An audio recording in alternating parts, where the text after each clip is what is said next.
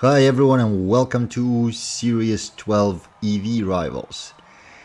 Yeah, in here we get to drive 2021 Audi RS e-tron GT over Emerald Circuit, and oh my, after the regular rivals when we drove another Audi, the RS7, also brand new, my hopes were so high up.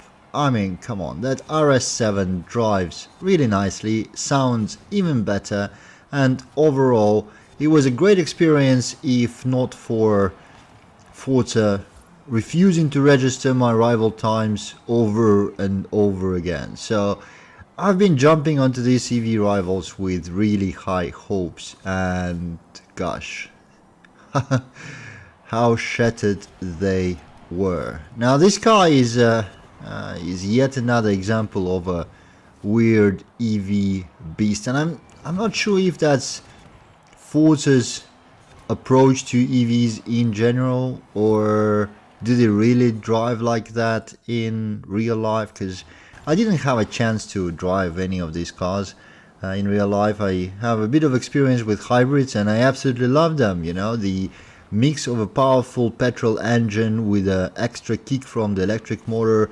that gives an absolutely perfect combination that gives you more power, even more torque, and great handling and good sound and all of that. Now, none of that is present in Forza's approach to EVs and generally in EVs, and most of EV cars that we see in the game tend to be really heavy, handle weirdly, and you know, not super pleasant to drive. It's not all of them. I mean, Rimac is really nice, Taycan is kind of alright though, kind of, and Extreme E, now in the hindsight, after spending some time and forgetting all the hatred those cars got, were not that bad in cross country, not at all really.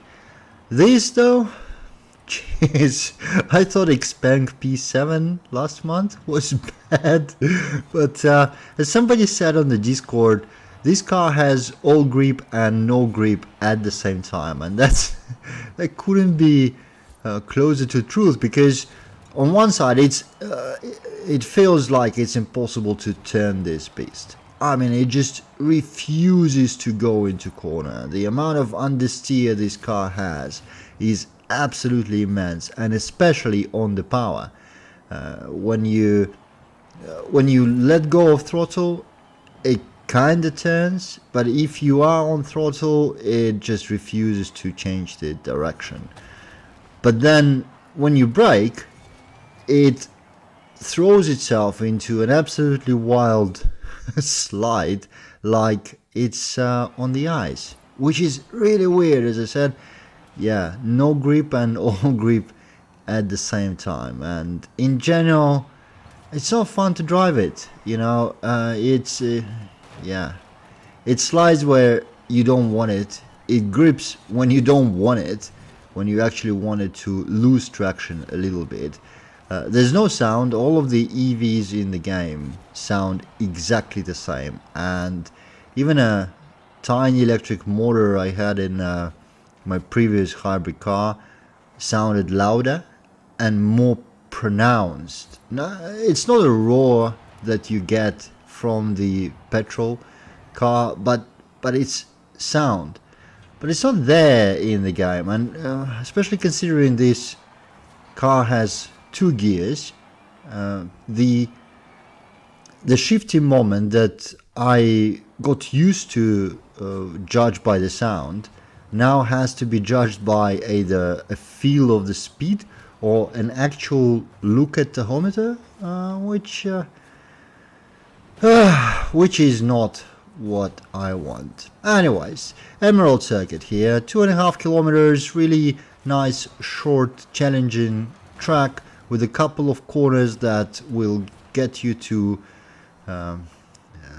tear some of the hair out, like this one. I absolutely hate this corner. It's probably my most hated corner in all of the game because of the small pebbles on the side of the road, which when you try to use all of the road, slow you down way too much.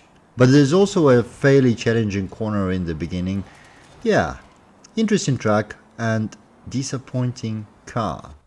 Now, I spoke through all of the rivals. Now, this is the last session. I never got to beat this time. I ran out of time really and got tired of driving this electrical brick.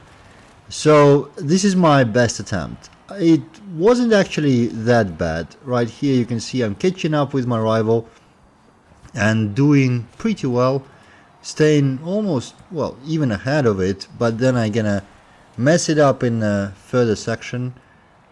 Quite soon you'll see it, and that was my best lap. And you see these pebbles I spoke about, that's why I hate them. Now my good attempt where I was about to improve my time by a serious amount is ruined, and yeah, yet again I said enough is enough. That's my best lap, and that's my EV rivals for this month. Thank you for watching. I'll see you in the next one.